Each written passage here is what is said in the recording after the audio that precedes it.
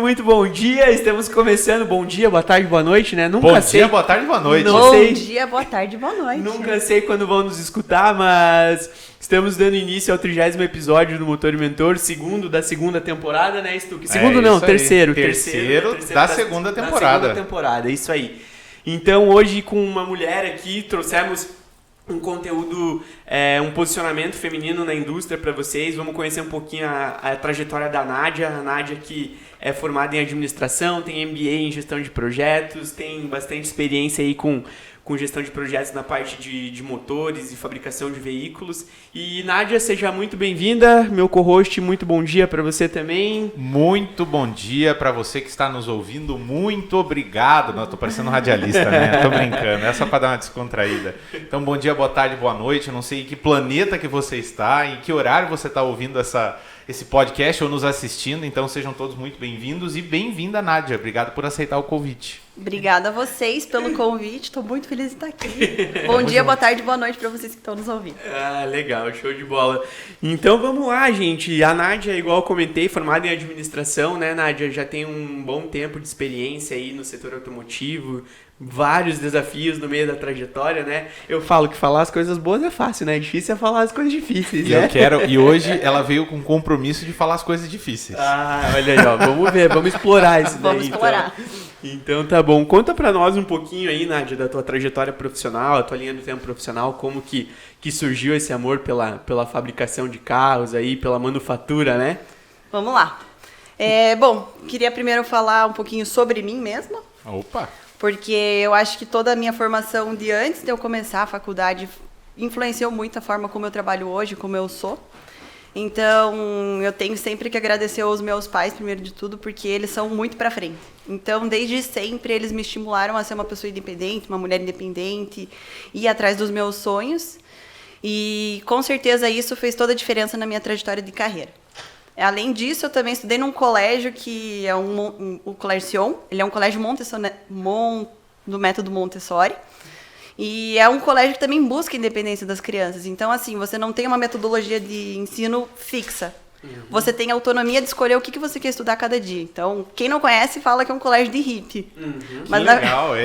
Mas como que é o nome da metodologia? Montessori. Montessori. Esse eu nunca ouvi falar. Tá, vamos lá. É a metodologia da vida, né? Exatamente. Muito bom. Então, desde o maternal até o terceiro ano do ensino médio, eu estudei no mesmo colégio a vida inteira. E desde que você é criancinha, você vai lá e escolhe a atividade que você quer fazer. A professora, ela funciona como uma mediadora. Ela vai vendo como é que você trabalha, como que você está se desenvolvendo e vai te estimulando para você ir desenvolvendo aquilo que ela vê que você tem mais dificuldade. Então, eu tenho síndrome de déficit de atenção, tenho hiperatividade, então as professoras tinham bastante trabalho comigo. Até hoje, se eu encontro professor de educação física, eles me falam, a demoninha tá chegando, porque eu era a louca que ficava correndo na quadra o tempo inteiro, super hiperativa. Mas eles conseguiram lidar com isso e eu acho que isso fez toda a diferença, porque se eu tivesse, talvez, num colégio tradicional, eu tivesse sido guiada para fazer só aquilo, você não consegue enxergar o todo. E isso fez, né, eu acho que isso faz toda a diferença no meu dia a dia hoje. Então, quando eu fui escolher a minha primeira faculdade, eu era apaixonada pela minha professora de biologia e ela me falou de um curso que estava tendo no Cefet, que era Química Ambiental. Então, eu tenho uma outra formação antes de administração. Eu me formei em Tecnologia em Química Ambiental no Cefet. Legal. Mas, assim, eu tinha o sonho de salvar o mundo naquela época, né? Quando a gente é jovem, a gente acha que é tudo muito fácil, né? Eu tinha certeza que eu ia ser, tipo, uma ambientalista super famosa, que ia conseguir mudar o mundo. E assim, o curso ele é muito bom, mas as pessoas não reconhecem o curso de tecnologia aqui no Brasil, né? Eu percebi muita dificuldade na parte do curso de tecnologia. Você é técnico. Não, eu sou tecnólogo, mas eles veem como técnico. Então, todos os estágios que eu procurava eu não conseguia e eu consegui mais estágio em área de laboratório. Laboratório eu sabia que eu não queria. Eu não gosto de ficar presa num lugar ali fazendo a mesma coisa o dia inteiro. Eu gosto de aprender coisa nova o dia inteiro. E aí, no segundo ano de faculdade, eu falei, não, preciso fazer outra coisa. E aí comecei a pensar, o que eu vou fazer? Fui no curso lá de de carreira da Federal, fiquei em dúvida entre 21 cursos. O que eu posso fazer? 21 cursos. São poucas opções, me vejo né? em qualquer uma dessas carreiras aqui, né? Porque eu gosto de tudo. Um cardápio de carreira. Né? Exatamente. Né? A minha mãe, ela era nutricionista, ela queria que eu fosse para a área de nutrição. Meu pai é formado em economia, também fez análise de sistemas, então totalmente diferente as carreiras deles. Os dois trabalham no setor público, mas eu sabia que eu queria ir para o setor privado. Eu queria trabalhar numa multinacional. Era essa a certeza que eu tinha. Boa. E aí eu falei, bom, fazer administração, né? Porque administração é um curso amplo. Não sei o que eu quero fazer, mas eu vou descobrir ao longo da faculdade. E realmente gostei de todas as matérias de administração. Desde o primeiro ano de faculdade eu procurei estágio. E aí o diferencial que eu tive é que eu já falava inglês. Então, já no segundo semestre de administração, eu consegui entrar num estágio na Electrolux, na área de negócios internacionais. E foi aí que começou a minha carreira, porque esse primeiro estágio mudou tudo que eu fiz. E eu vou contar para vocês por quê. Né? Então, eu não tinha experiência na área de negócios internacionais, eu não tinha nem experiência em uma empresa multinacional naquela época, mas, né, que nem eu falei, o meu inglês foi o diferencial. E aí lá eu comecei a entender como funcionava uma corporação, uma multinacional. Eu falei, não, é isso mesmo que eu quero. E aí eu tive 3 pessoas que trabalhavam comigo diariamente e elas foram me ensinando como que eu tinha que trabalhar. Tudo que eu aprendi de Excel, eu aprendi com o cara que trabalhava do meu lado, ele me ensinou todas as fórmulas e eu uso isso até hoje, eu sou a louca do Excel, eu amo fazer planilha, amo planilhar todas as minhas atividades. E lá eu trabalhava com compras de negócios internacionais, então eu trabalhava com fornecedores da China, da Ásia, da Coreia, e eu recebi um estagiário da China enquanto eu estava lá. Então eu era uma estagiária e eu era mentora de um estagiário que veio da China para o Brasil para aprender a trabalhar aqui. Olha que legal. Então foi uma... Desculpa te interromper, Nádia, mas isso mostra a importância dessas aberturas em que os jovens possam contribuir com outras carreiras também, né? A gente tem muito esse viés de que só os sêniores, os plenos têm para agregar na vida do júnior, mas o júnior também tem alguma coisa na bagagem dele para agregar na vida do sênior, né? E tem um ponto interessante que as pessoas normalmente elas acham que só estando numa grande corporação ou numa empresa internacional que você pode tentar trazer alguém de fora. Eu acho que se a gente colocar no Google... gente, internet é uma coisa fantástica, né? Mas se você colocar no Google, se você buscar, tem uma quantidade absurda de pessoas de fora do Brasil, de outros países da Europa, da Ásia, ou até da América do Norte, que querem vir para o Brasil passar um tempo. Então, às vezes, se você tem uma empresa pequena, não precisa... eu preciso estar numa grande corporação para poder buscar ou ser atrativo para uma pessoa de fora. Mas eu encorajo, assim, eu já recebi vários estagiários de fora também, e normalmente eles procuram a gente. Então, eu tenho certeza que o micro, o pequeno empreendedor, o médio empreendedor de qualquer setor vai buscar na internet a disponibilidade de outras pessoas que queiram vir para cá, porque... a gente falando, acho que o fio da meada da nossa conversa de hoje é diversidade e inclusão, mas principalmente o papel da mulher dentro da indústria, né? E quando a gente fala de diversidade cultural é algo muito importante. Às vezes você procurar um estágio ou um estagiário, uma estagiária de outro país que esteja a fim de ter uma experiência no país, esteja a fim de ter uma experiência no Brasil, que topa vir para cá, às vezes eles pagam para vir. Então, eu acho que vale a pena, quem estiver ouvindo, que tiver interesse, dê uma olhada no Google. Com certeza vocês vão encontrar, inclusive, agências que trazem pessoas de fora para passar 6 meses, para passar 1 ano, de acordo com a necessidade do teu negócio. Com certeza você vai encontrar alguém de fora para ter esse intercâmbio cultural que é muito importante. E foi importante para você, né, Nádia? Totalmente. E aí, beleza, o chinês veio e como é que foi? Bom, o primeiro desafio é a gente conseguir entender o inglês do chinês, né? Eles vêm com um pouco de sotaque. E isso também agradeço aos meus pais, porque eu tive uma bagagem antes disso, que foi o que me ensinou a ter inglês. Eu fiz meu primeiro intercâmbio quando eu tinha 12 anos. Que legal. Então, nas férias de verão, né, os meus colegas estavam indo pra praia, passar as férias na praia, e meu pai falou assim, vocês querem ir pra praia ou vocês querem estudar inglês na Nova Zelândia? Olha que legal. E aí fui eu, meu pai, minha mãe e meu irmão, fomos os 4 fazer curso intensivo de inglês lá com 12 anos. Olha só. E lá na Nova Zelândia tem muito asiático. Então, naquela época, eu já tinha aprendido a trabalhar com um pouco, né, o sotaque deles, então eu entendi um pouco mais a dificuldade deles. Com 15 anos, eu tive uma outra oportunidade, fiz um intercâmbio durante a high school. Então, eu também fui de volta para Nova Zelândia, me apaixonei lá pelo país. E eu fiquei lá 6 meses e eu tinha uma irmã chinesa. na casa que eu morava. Então, a minha mãe tinha pegado eu e mais uma chinesa. Legal. Então, eu já tinha tido essa experiência com o chinês. Então, assim, foi muito tranquilo para mim trabalhar com ele. Eu entendi um pouco mais da questão cultural que eles têm. E é engraçado porque eles são muito respeitosos com a gente, né? Então, às vezes a gente acha que os homens não respeitam tanto as mulheres, mas os chineses, assim, eles têm um respeito muito grande por quem não é do país deles. É engraçado, né? Então, tudo que eu falava, ele falava, nossa, obrigada, e anotava. E assim, foi uma experiência incrível pra mim. E até ele foi a primeira pessoa que fez um comentário no meu LinkedIn. Olha, falando sério? que ele tinha gostado de trabalhar comigo. Então, foi muito legal isso. Que legal. É bacana essa troca, essa Experiência sinergia, né? Pô, sensacional. E aí, depois dessa experiência... Bom, então eu trabalhei na Eletrotrux de 2011 até 2013. Em 2013 ia acabar o meu contrato de estágio e eu ganhei uma bolsa da Federal. Eu estava fazendo administração na Federal por conta das minhas notas, né? E eu consegui fazer um intercâmbio para a Argentina. Fiz um semestre de administração na Argentina. Que legal. Então saí da Electrolux, foi uma escolha que eu fiz, né? Mas fazia muito sentido para minha carreira estar em outro país e aprender com aquele país. Então eu fiquei 6 meses em Mendoza, fazendo administração lá. Foi um período incrível. Até então eu tinha um certo preconceito com a Argentina. Hoje em dia eu amo a Argentina, tenho um amor profundo por Mendoza, por Córdoba também, né? Porque depois eu tive uma experiência em Córdoba também, não posso deixar de falar de Córdoba. E voltei em julho, e eu falei, e agora? Vou procurar outro estágio, né? Minha meta era Volvo. Tentei Volvo, não tentei mais nada. Tentei Volvo, era o que eu queria. E aí, por isso que eu falo que o meu primeiro estágio moldou tudo. A vaga que abriu na Volvo era em compras de projetos com fornecedores internacionais e nacionais. Então, fez todo sentido com o que eu já tinha feito na Electrolux. Tudo então, certo para dar certo. Tudo certo para dar certo. Só que daí, na parte da Volvo, eu trabalhava com projetos. Então, isso acabou moldando depois o que aconteceu na Renault. Então, tudo faz sentido, né? A minha carreira foi sempre... Parece que foi tudo desenhado certinho. Então, eu entrei na Volvo, fiquei 1 ano lá no setor de compras. Foi uma experiência incrível também.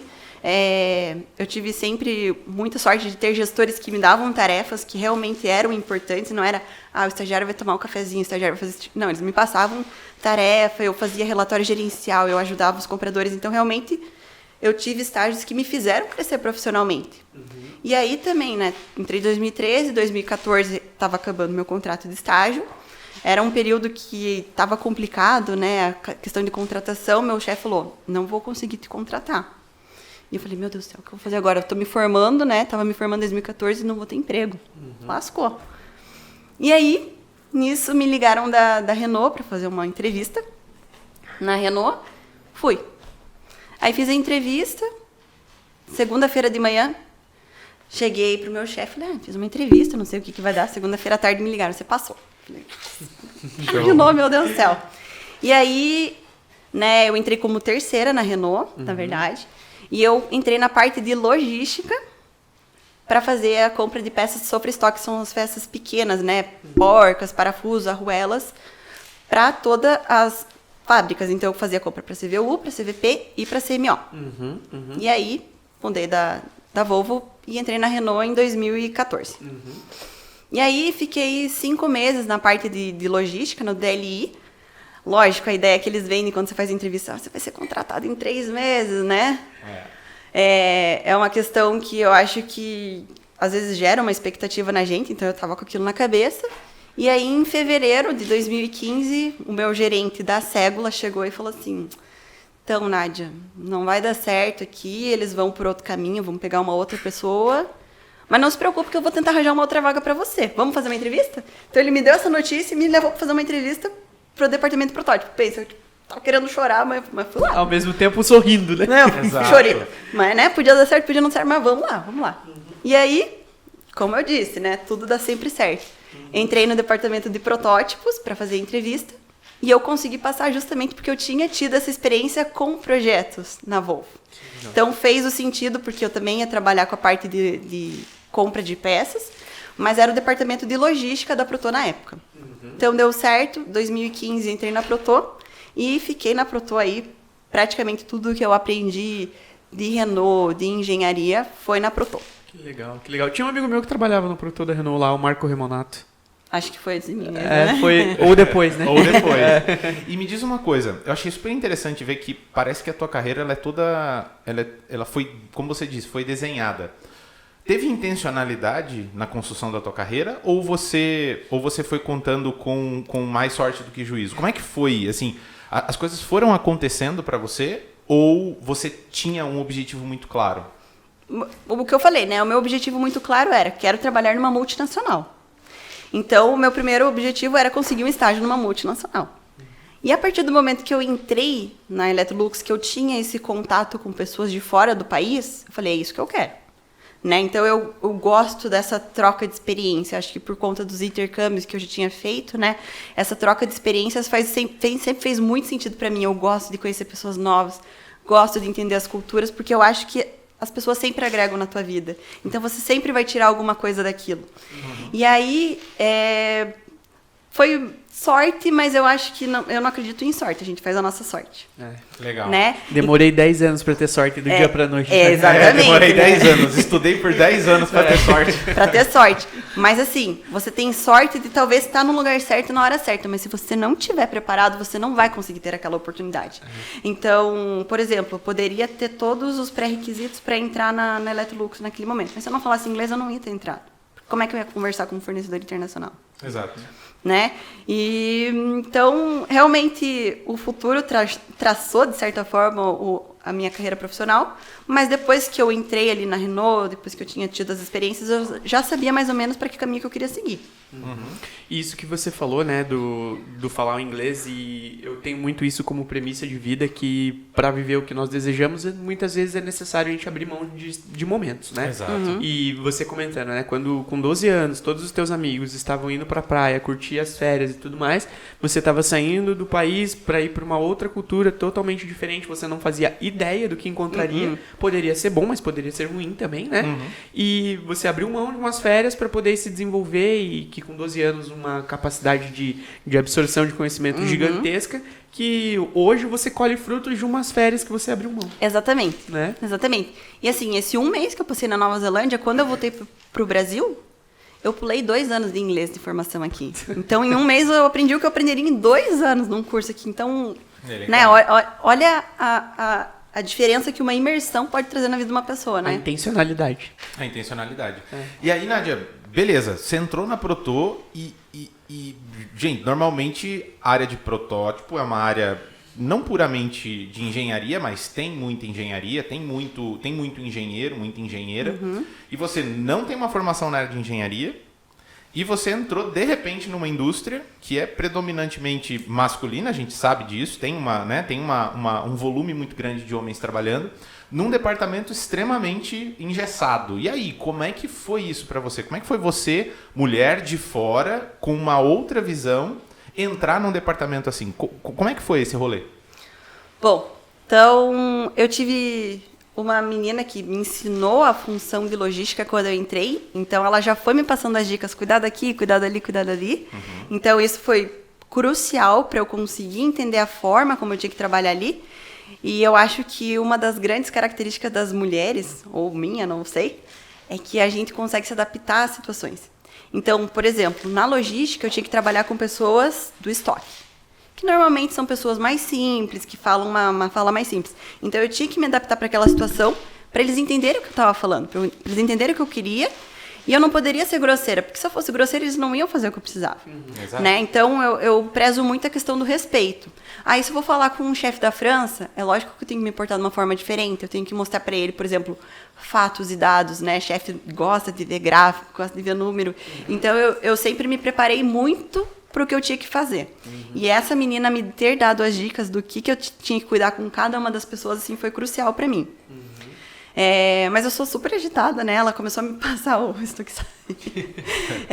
ela começou a me passar ali as funções.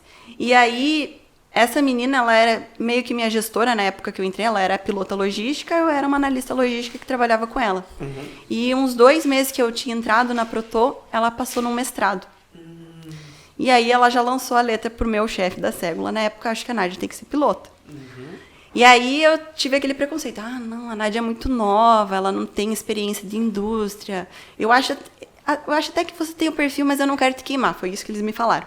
E eles contrataram uma pessoa de fora para ser piloto logística, mas era uma pessoa que não sabia o que era Renault. Eu já estava ali há praticamente 1 ano, né? Eu já sabia o que era Renault, eu já sabia as siglas, já sabia com quem que eu tinha que falar. E, de certa forma, eu era pilota logística, mas ele tinha o nome de piloto logístico. Bom, em reunião isso acaba sendo evidente quem que realmente está tendo a função de piloto logístico, né? E as pessoas pararam de perguntar para ele, elas perguntavam diretamente para mim. Então, foi uma coisa que aconteceu naturalmente. E aí falaram, não, a Nádia vai ser piloto. E aí, você não precisou impor. Não precisei impor. Foi natural, né? Foi natural. Legal. Então, eu acho que, né, eu entrei num departamento predominantemente masculino, predominantemente de engenheiros, mas eu tinha o conhecimento do que eu estava fazendo. Eu era muito boa na parte de logística. Eu realmente sempre me empenhei muito para fazer o que eu estava fazendo. E aí, naturalmente, eu fui ganhando respeito naquela função. Conhecimento gera respeito. Né? Exatamente. Não imposição. Muitas vezes a gente acha que a gente precisa ganhar pela força, né? Quem fala mais alto, quem grita mais alto, quem se impõe mais. Mas a autoridade, ela vem através do respeito, do conhecimento, do posicionamento, da serenidade, da tranquilidade. E dessa capacidade de adaptabilidade também, né? Exatamente. Porque igual ela falou, pô, é uma ocasião frustrante, porque você sabe que você tem a competência, você sabe que você daria conta do desafio, mas você sabe, não, ok, talvez não seja o momento para isso, mas continuar, persistir, não se deixar bater pela, entre aspas, frustração momentânea, né? Exatamente, exatamente. Legal. Show. Boa. E aí, como é que foi depois? Bom, oficialmente fui chamada como pilota logística da Proto, né? E aí eu cuidei de 10 projetos simultaneamente. Então, foi uma experiência incrível para mim, porque eu coordenei o primeiro veículo projeto que passou em linha. Né? A gente que trabalha na indústria, a gente entende qual que é o problema da gente parar 1 minuto uma linha de fabricação. Qual que é o impacto financeiro que isso gera. Então, eu consegui coordenar um projeto inteiro. Então, a gente teve que envolver todo mundo. A gente teve que envolver a fabricação, a gente teve que envolver os montadores, a gente teve que envolver o estoque, e aí a gente estava lá 4 da manhã para coordenar toda essa função, para a gente passar um carro em linha com peças projeto. Então, eram peças que poderiam dar problema durante a montagem. E deu super certo. Deu super certo, e isso é uma prática que é utilizada até hoje quando a gente tem projeto com um planinho muito, muito pequeno. Então, foi muito legal. Que show. E aí você contou, a gente, nos bastidores ali, você contou que nessa sua função de pilota logística, que foi acontecendo conforme você foi demonstrando seu conhecimento, toda a cadeia de gestão foi entendendo que você era a pessoa certa, fizeram os ajustes necessários na organização, e aí você falou para nós que você foi para o Marrocos. Como é que foi essa experiência lá? Então, terminei esse projeto em 2016, que era um projeto de regulamentação. Então, a gente sabe o impacto que isso gera, né? É super importante, porque isso causa muito impacto financeiro em questão de IPI. E aí me colocaram para esse projeto aí, que era um projeto que ele era Marrocos, Argentina, Romênia e Brasil. Então, eu coordenei 4 países ao mesmo tempo. Né? E aí eu fui para o Marrocos porque a gente não entendia a forma como eles trabalhavam, a gente não entendia a logística que eles tinham. E aí pense, eu, uma menina, né, mulher, num país muçulmano que tem, né, as suas crenças, os seus preconceitos com relação à mulher, coordenar um monte de homem, porque lá só tinha homem trabalhando. Né? Perdão da palavra, fudeu. Exatamente, ferrou, lascou. E aí eu pensei, como é que eu vou fazer esses caras acreditarem no que eu tô falando, né? Porque eu sei que eu tô falando, mas eles não acreditam que eu tô falando uma coisa certa, né? E aí, mesma coisa. Fui lá, humildemente, mostrei pra eles, a gente tem que fazer por conta disso, faz assim. E qual que foi o meu diferencial? Eu poderia só ter falado pra eles fazerem aquilo, mas não. Eu fui lá na linha de fabricação, fui coletar peça com eles, eu fui carregar os containers com eles, eu fui fazer contagem de peça com eles. Então, eu fiz parte de todo o processo. Né? E a mudança especial que a gente teve nesse projeto é que a gente sempre fazia todos os fretes via aéreo. Então, pense o custo de você mandar containers de peça de carroceria via aéreo para o Brasil, né? Para a Argentina. Né? E a gente conseguiu fazer uma modificação aí no projeto e a gente fez tudo via marítimo. Então, eu trouxe 40 containers de peças, todos os tipos de peças. E eu sabia todas as peças que estavam dentro de cada um desses containers. Legal, bacana. E assim, que tipo de perrengue você passou lá no Marrocos? Porque eu imagino que provavelmente você deve ter tido que se comportar de uma maneira diferente. Foi difícil talvez deles aceitarem o fato de que você estava lá na linha com eles. Qual foi o principal perrengue que você passou lá? Perrengue, olha, eu vou falar que... Eu acho que só de saber que você estava indo para um país Só de saber, muçulmano, né? Já era... Exatamente. Então, eu fiz toda a minha preparação, fui pesquisar da cultura do Marrocos para entender como é que era. Eu só usava saia, porque você não pode usar nada que marque o corpo, né? Eu sou uma pessoa meio espalhafatosa, né? Então, eu gosto de cor, gosto de estampa, gosto de, né? Sou polaca raiz mesmo, gosto de aparecer, de brilho. Então, eu fui comprar roupas discretas para conseguir ir lá pro Marrocos. Camisa larga, né? Saia para não marcar o corpo. E fui com o véuzinho. Quando eu cheguei na fábrica, eu vi que tinham algumas mulheres que não usavam o véu. Então eu falei, não, aqui na fábrica, ok, não uso o véu. Mas, mesma coisa, né? Eu tive que realmente mostrar para eles que eu sabia do que eu estava falando, que fazia sentido, que a gente tinha que se ajudar para o projeto dar certo, porque eles também tinham as metas deles. Eu tinha a minha meta, mas eles também tinham as metas deles. Né? Eles também estavam ali para fazer o projeto dar certo. E aí, eu acho que o meu diferencial é que eu perguntava muito para eles. Eu queria entender a cultura deles para saber por que eles eram daquela forma. E aí, eu fiz muitas trocas de experiência. Eu perguntava, mas por quê? O que diz o Alcorão? Né? Eu fui lá, eles me explicavam muito da religião deles. E eu vi que, na verdade, a gente acha que é muito diferente, mas tem muita coisa que é muito parecida com o que a gente tem aqui de religião também. Entendi. Legal. Né? Eu falei pro Stuck ontem, eu fui no meio do Ramadã. Então, eles estavam em época de jejum. Então, eles iam almoçar comigo, mas eles não almoçavam. Eles só estavam ali presentes. Só estavam ali presentes. Então, eu tive que conseguir administrar tudo isso também, né? A própria cultura ali de Tanger era um pouco diferente, né? Eles tinham horários diferentes, tinha o horário de rezar, eles rezam 6 vezes por dia, 7 vezes por dia, né? E para a fábrica? Para a fábrica. Para a fábrica. Eles têm as salas de reza no meio da fábrica, assim, um monte de tapetinho. Tem um lugar para você limpar o pé, né? Porque você tem que entrar descalço. E eu achava engraçado que todos eles tinham a testa marcada, porque eu acho que eles ficam assim. Sim, eles se abaixam. E queima no tapetinho, né? Todos eles têm, tipo, uma marca na testa, assim, de queimadinho. Que interessante, que interessante. E me diga uma coisa, Nádia, nessa trajetória toda aí, né, diversas experiências e tudo mais, inclusive acho que isso é um case de sucesso, digamos assim, né, dessa importância da adaptabilidade das indústrias, como você vê nessa tua trajetória, porque para mim, particularmente, é algo que eu tô ouvindo falar muito nos últimos 2 anos, né, sobre essa diversidade, inclusão e tudo mais. Como que você vem percebendo essa evolução cultural das empresas na importância de disseminar esse tipo de movimento? Bom, a gente que trabalha né, você já trabalhou na Renault também, eu acho que a gente tem muita sorte de estar numa empresa que preza tanto pela diversidade cultural. Então, a gente tem lá o Women at Renault, a gente tem o Proud, a gente tem o Generation, a gente tem o All Colors. Então, a Renault é uma empresa que preza muito pela diversidade. E, por exemplo, eu participo do grupo do Women at Renault. E eles fazem várias rodas de autoconhecimento, de histórias de experiência de sucesso também. E para mim foi muito importante, porque muitas coisas que eles falam a gente às vezes faz, mas a gente não pensa por que a gente está fazendo aquilo, né? Então, por exemplo, tem ali alguns cases que eles mostram, né, que as mulheres às vezes elas vão se aplicar para uma função, vão se aplicar para uma vaga, elas têm lá 90% dos requisitos. Você fala, putz, não estou preparada para aquilo. Em compensação, os homens, eles vão se aplicar para uma vaga, eles têm 30% dos requisitos. Ele fala, tá certo, vou lá. Então, a mulher, ela tem muito essa questão de não acreditar em si mesma, né? Não sei se é cultural, às vezes, né? Eu até vi isso ontem também, que a gente, por exemplo, não pode falar, nossa, eu sou uma mulher linda e maravilhosa, porque senão o pessoal vai falar assim, nossa, como ela se acha. Então, eu acho que a gente vem muito com esse negócio de humildade, de a gente não poder se achar, e a gente às vezes se rebaixa.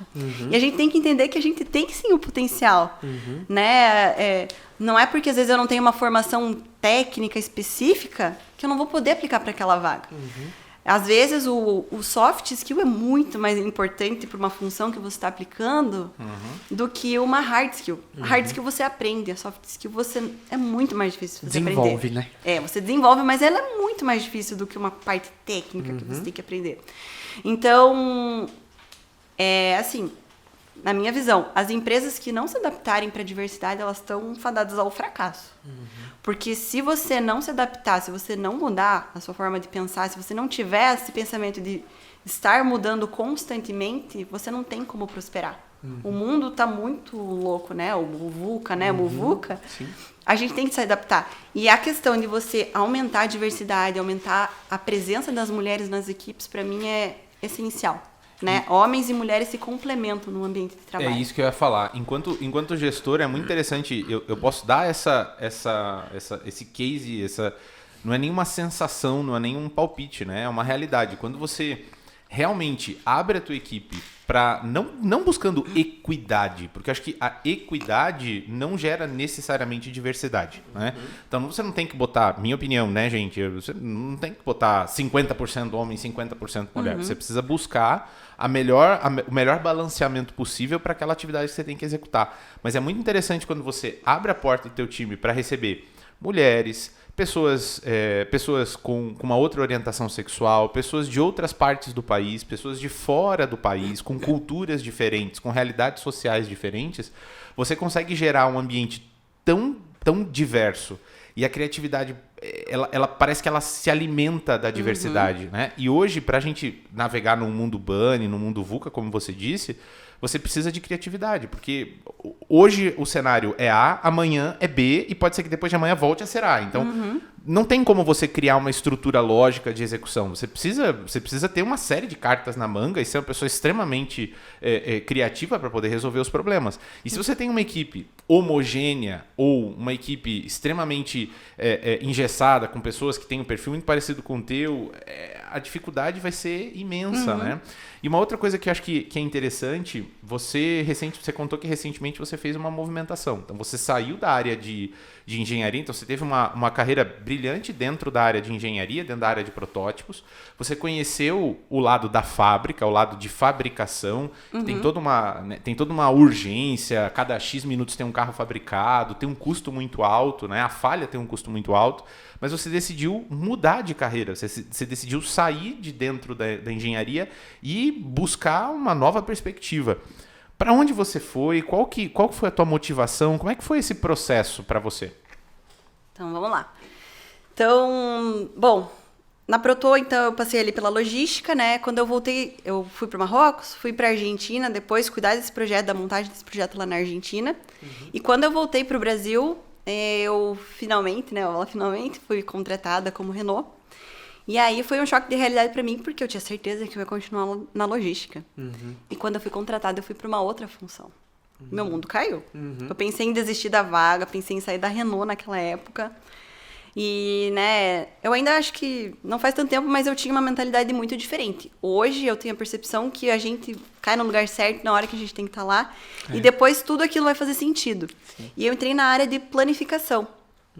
E aí, pra mim, aquilo era meio esquisito. Eu não entendia nada de GPS, que tem que fazer toda a parte de planejamento num sistema.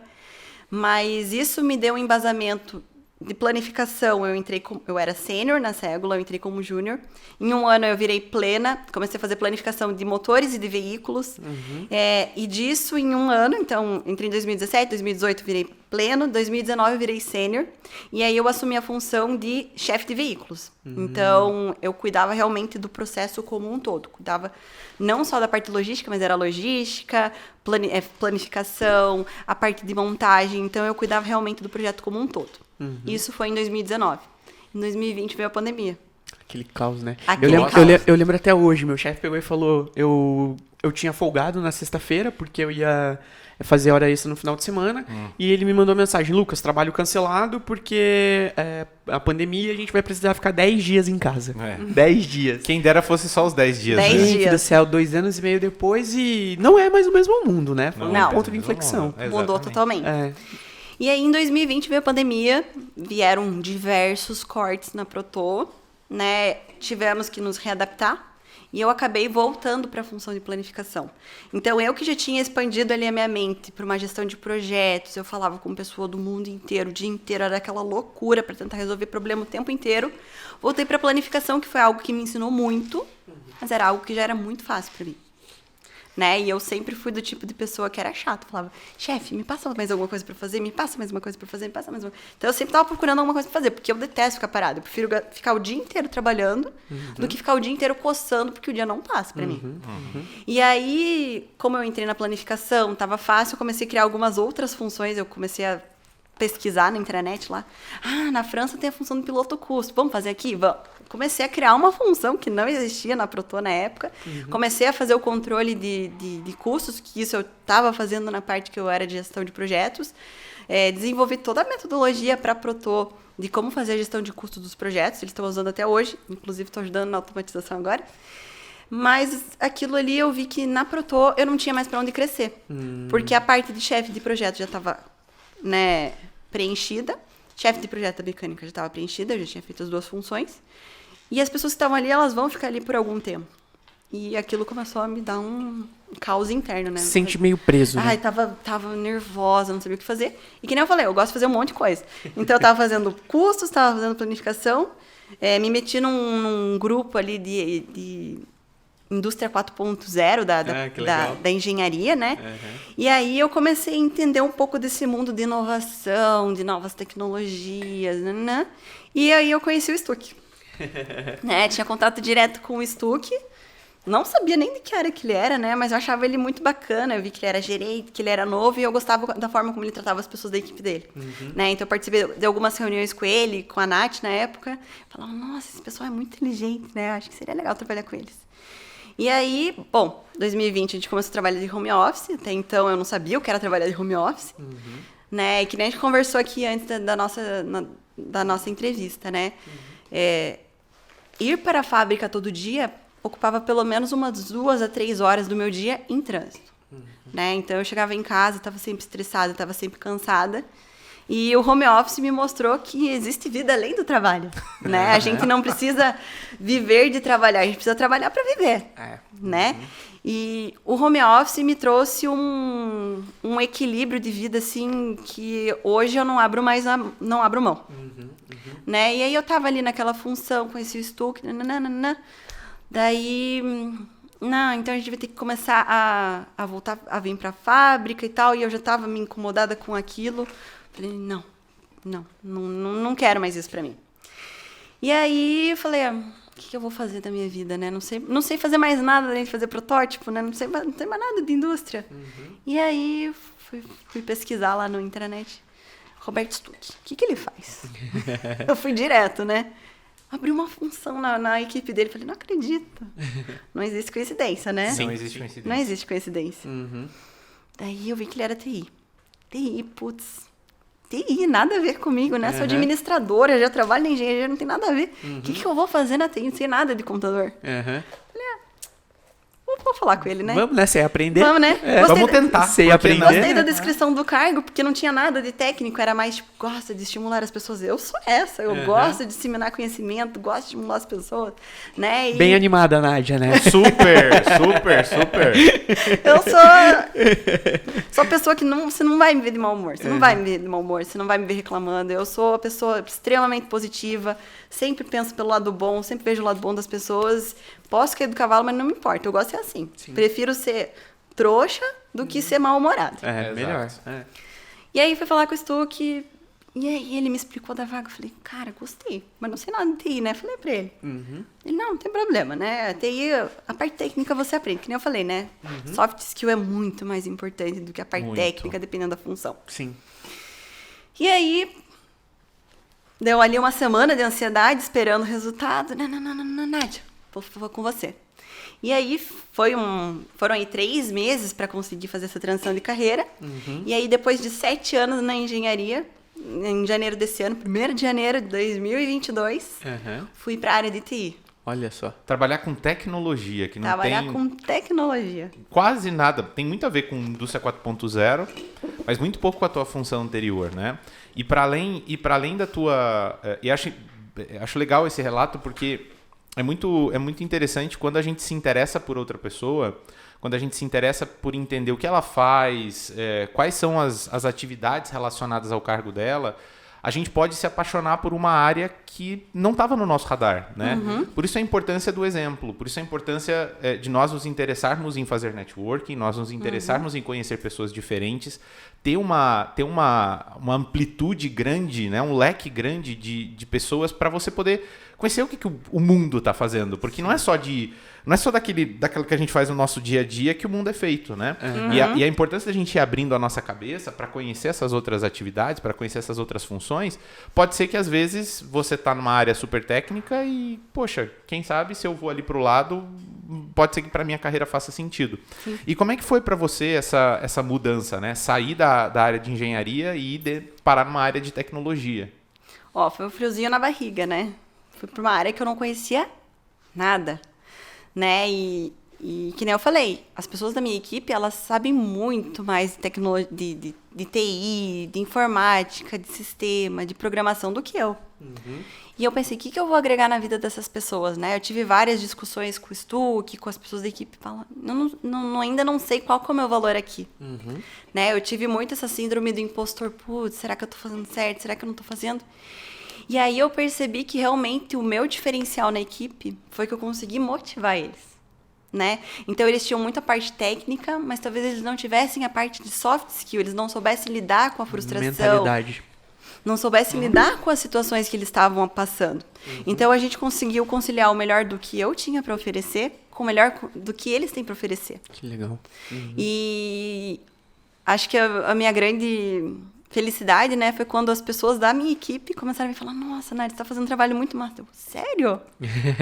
Né? E aí ouvi, né, vários feedbacks de que realmente a forma como eu trabalhava estava estimulando eles, estava motivando eles a ir procurar coisas, a ir pesquisar mais, a pesquisar novas tecnologias, porque assim, a pessoa que é técnica, ela pode ficar muito, muito bem parada naquilo, fazendo só aquilo. Sim.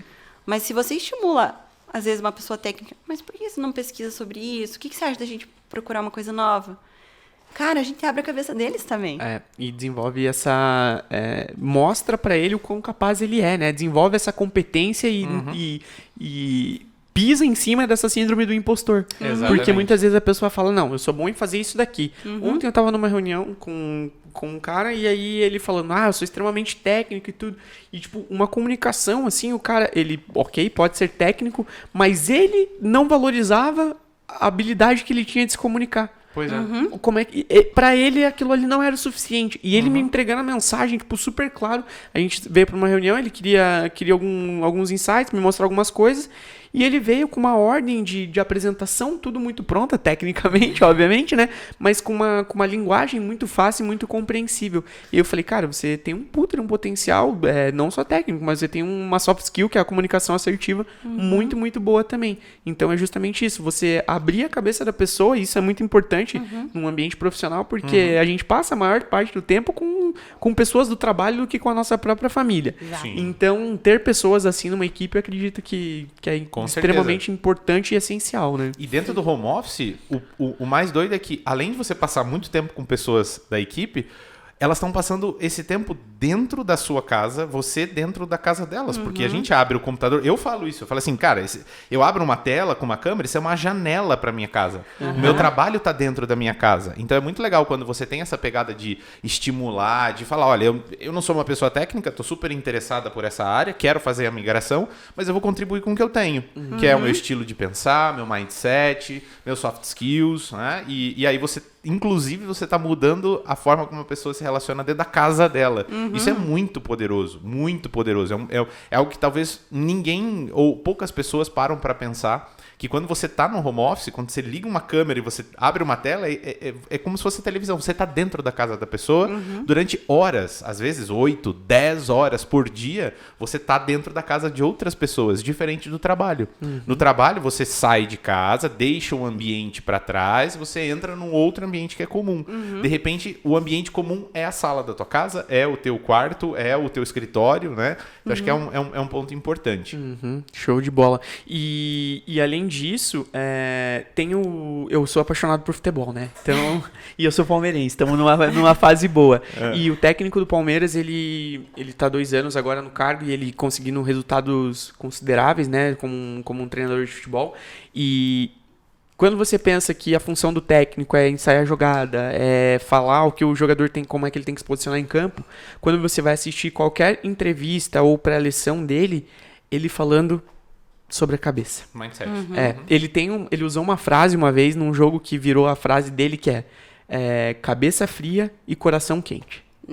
Porque, cara, você tem que entrar dando o teu máximo, tem que entrar dando o teu melhor, e não é muitas vezes tecnicamente, é como pessoa. Exato. Exatamente. Né? Então ele mudou a mentalidade dos jogadores do Palmeiras, que vem dando resultado dentro de campo. Então, numa equipe, é uma equipe profissional num time de futebol, mas uma equipe industrial é a mesma coisa, né? Sim. Exatamente. Isso é muito importante.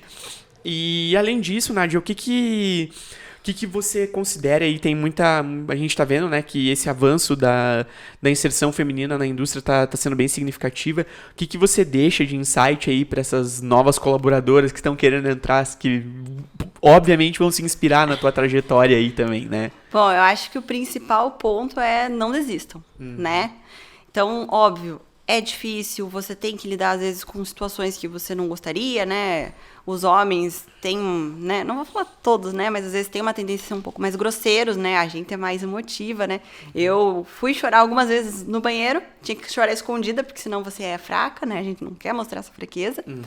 Mas o que eu queria falar para as pessoas é: estudem, estejam preparadas, que se vocês estiverem preparadas, não vai ser porque você é uma mulher que você não vai conseguir essa função. A mentalidade está mudando. Então, se você tiver o que é necessário para aquela vaga, seja técnica, seja soft skill, você vai conseguir aquela vaga. Né? E se você não conseguir, tudo bem também. Não era hora de você conseguir aquilo. Né? Você tem que aprender mais alguma coisa, peça feedbacks. Por que eu não passei? O que está me faltando? E vá atrás.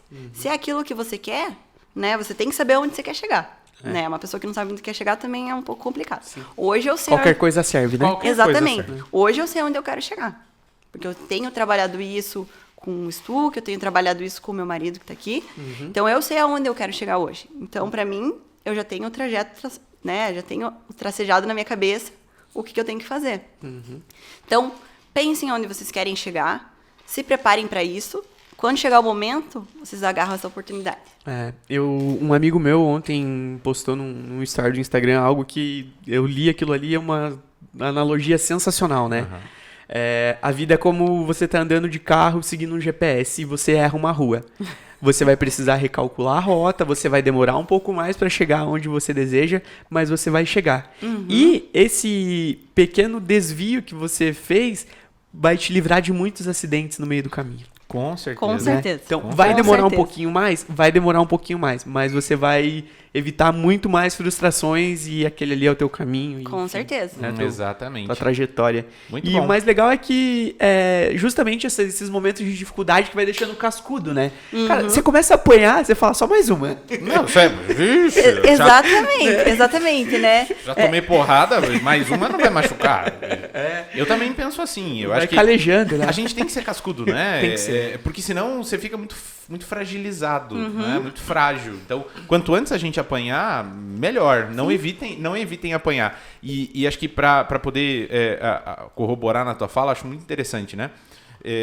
Hoje as empresas, elas estão, não só as empresas, mas a sociedade de maneira geral tem se estruturado para poder abraçar a diversidade e realmente isso se transformou numa agenda positiva. Né? A gente percebe que, claro, tem algumas empresas que estão na lacração, aquela coisa arada toda, fazem porque é uma questão de propaganda, mas existe também um outro grande número de empresas que tem realmente trazido isso para dentro da sua agenda de RH. Né?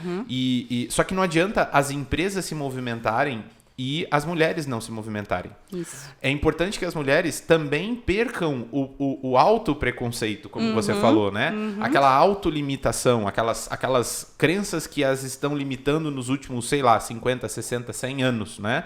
As mulheres, elas precisam entender que se as empresas estão se movimentando, elas também precisam estar preparadas. Elas têm que buscar qualificação, elas têm que aproveitar o momento, porque é agora que elas viram o jogo. Né? Você vê empresas como a Renault, como o Boticário, como a Volkswagen, como tantas outras grandes empresas aqui da nossa região, elas têm buscado vagas afirmativas, têm buscado dar esse empoderamento feminino, mas quando chega no mercado tem dificuldade para encontrar qualificação. Né?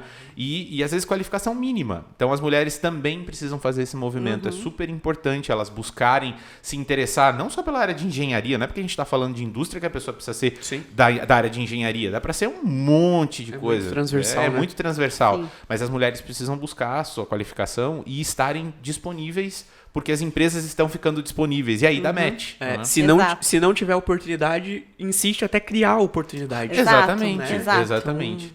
É, Boa. Acredito que é bem nesse sentido. E pra gente seguir pra reta final aqui, eu achei bem interessante a parte que a Nádia comentou ali, né? Que teve os momentos de dificuldade.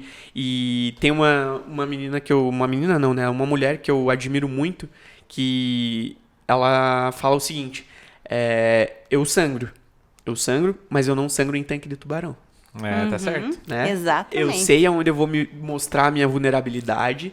Eu sei aonde eu vou poder me demonstrar frágil, porque dependendo de onde você se demonstra, se você tem uma ferida, o cara vem e te mete a faca e rasga. Exatamente. Não tá nem Foi aí. o que eu falei, né? Eu tinha que chorar no banheiro, às vezes. Exatamente. Pra ninguém ver que eu tava frustrada. Aham. Mas aí eu chegava lá, com a cabeça erguida e fazia o que Plena? eu tinha que fazer. Plena.